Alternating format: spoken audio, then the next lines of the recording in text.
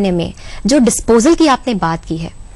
कितने अवेयर हैं, कितने लोग इस तरीके से जो प्रॉपर डिस्पोजल होना चाहिए उस तरीके से डिस्पोज ऑफ करते हैं जितना भी कचरा उनके घर में या आसपास जहां भी बनता है?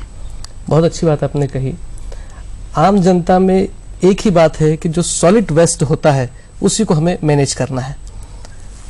उसमें कैटेगराइज नहीं करते हैं। आज हमने देखा है कि ई वेस्ट को भी सॉलिड वेस्ट के साथ में डंप किया जा रहा है,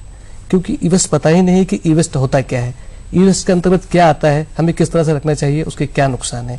तो ये बहुत अच्छी बात है कि हमें जनता को ये जागृत करना चाहिए कि सॉलिड वेस्ट एक अलग है, उसका मैनेज अलग किया जाए।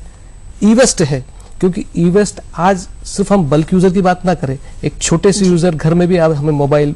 कंप्यूटर, ये सारी चीजें, सेल, ये सारी चीजें अवेलेबल है। तो जब एंड ऑफ लाइफ प्रोडक्ट हो जाता है तो उसे जब डिस्पोज करने की बात आती है तो हमें उसे एक अलग कलेक्शन बिन के अंदर रखना चाहिए, सॉलिड वेस्ट के साथ में उसे मैनेज नहीं करना चाहिए और उसे अथॉराइज्ड पर्सन तक पहुंचाना चाहिए। जी डॉक्टर साहब, आप जो कैटेगरीज की बात कर रहे हैं तो कचरे को हम कैटेगराइज कैसे करें, यदि आप बताएं? कचरे को जहां तक कैटेगराइज करने की बात है, बहुत सिंपल है कि हाँ, हमारे घर से जो वेस्ट निकलता है ये एक तरह का सॉलिड वेस्ट होता है और इसको म्युनिसिपालिटी के थ्रू या नगर निगम के थ्रू से जो डिस्पोज किया जाता है। हमें ध्यान ये रखना चाहिए कि इस कचरे के अंतर्गत कोई भी इलेक्ट्रॉनिक या इलेक्ट्रिकल इक्विपमेंट जैसे कंप्यूटर है,